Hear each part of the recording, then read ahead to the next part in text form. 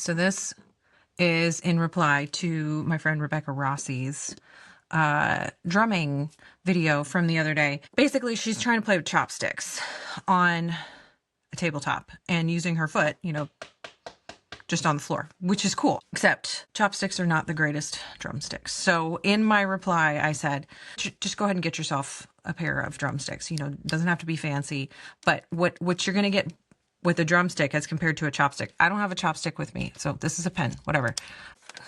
With a chopstick, there's no balance, and it's not long enough and it's not heavy enough to actually have a fulcrum where you can actually use all of your fingers, every joint of your finger, your wrist, your forearm, your shoulder. Okay? A drumstick is designed to be a little bit imbalanced. I'll talk about drumsticks some other time, like actual drumsticks. So what I replied was, hey, just get yourself a pair of drumsticks and a rubber pad and you know, just figure out how to hold the stick and all that. And that's a whole year's worth of posts in and of itself. But if you just want to learn like the coordination of drumming, you don't need a drumstick. You definitely don't need a chopstick, because a chopstick is a terrible friend for learning how to drum. Partly because like there's no leverage. It's just like an extension of like whichever finger you're holding. Like if I'm holding it with my middle finger, it's my middle finger, whatever. If I'm holding it like I would a drumstick, it's just not a very powerful substitute. So throw away the chopsticks, like use them to eat your sushi. But what you can do is use your hands. So pretend like your hand is a piece of meat, because let's try this. If you don't have your hand totally relaxed and you're going to hit a hard surface over and over and over again, what's going to happen? You're going to bruise. You're going to have blood blisters and like all kinds of just ouchies on your hands, for lack of a better word. So try this. Got a tabletop in front of me. Table, desk, whatever. Desktop, tabletop, doesn't matter. Hard surface. Okay. And it's going to be the height that you would have your piano. So you don't want your elbows to be like T-Rex arms, and you don't want them to be way too down too low, because you want the full work of your arms to be able to use everything, your fingers, your wrists, your forearms, your shoulders, whenever you need them. So I'm just going to show you what you can do to learn how to drum coordination patterns without a drumstick, without a pad, without a drum set. Okay. So you want your hands to not be tense. Okay. So let's try this. Right hand, left hand, doesn't matter. Tighten up your hand, kind of like you're like angry at something. Okay. So use your hand and hit the table. Ow, it hurts, right? Ow, that hurts. Okay. So what I want you to do instead is pretend like your hand is a squishy piece of meat. Okay. An uncooked steak or chicken or pork chop, whatever your meat of choice is. And this is not any vegan meat. You can't use any fake meat. It has to be real meat, because your hand is real meat. Okay. And the other important thing is I want you to keep your fingers together and your thumb together. Don't make your thumb here. Keep your thumb next to the rest of your hand. Okay. And I want it to be as relaxed and meaty as possible. Now, same thing, same amount of hardness. Hit the tabletop. Much better, right? Okay, so we can do a couple variations of this. All 5 fingers together. Is the other thing, if you start separating your fingers, something's gonna hit first, and it's gonna make not a full sound. It's gonna hurt something. Just keep your fingers together. Try and keep your fingers and your thumbs together. So, okay. You can also do this with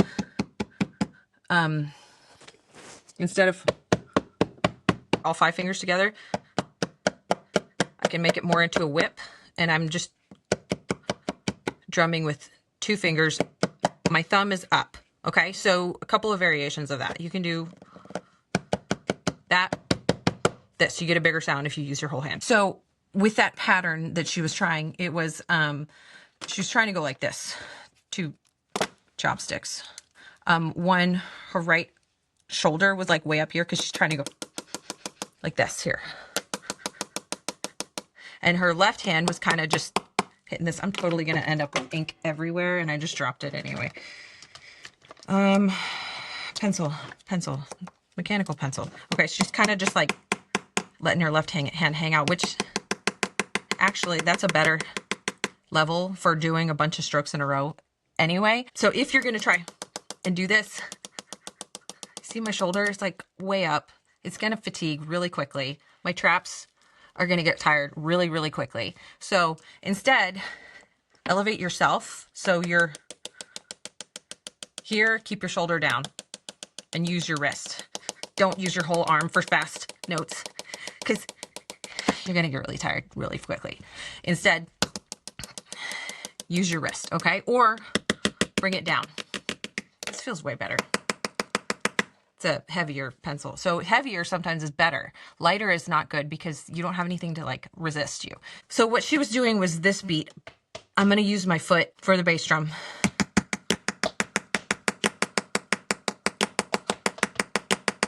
Right? So 16th notes in her right hand, quarter notes on 2 and 4 with the left hand. Kind of standard, right? So da, da, da, da, da, da, da, da, da, da is what her right foot was doing. Okay, so that in itself is kind of coordination. If you've never done drumming, that's like kind of coordination hard, okay? But something she didn't know and didn't notice is the song, I can't remember what the song was. It actually doesn't sound like the right hand is doing all the 16th notes. It actually sounds like it's going, okay? So that is another pattern to learn. So instead of doing, and like killing your right hand, because your right hand's gonna be dead after a while, instead split up the work, okay?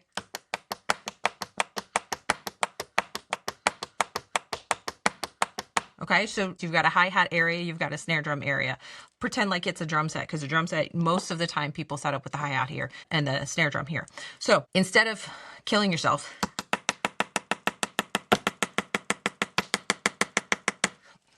do this.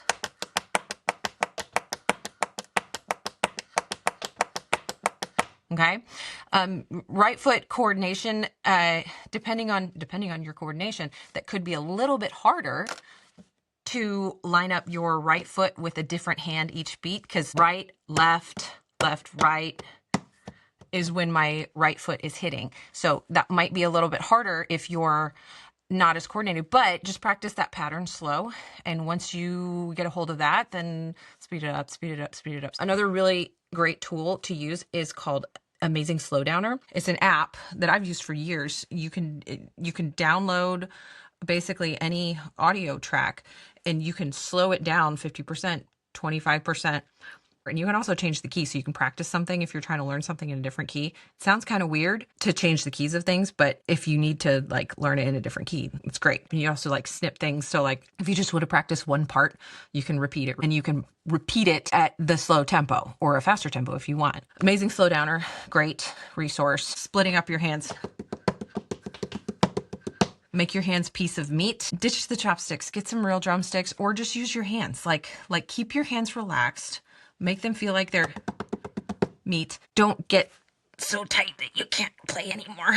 So those are my tips for learning how to drum coordination wise without a drum set.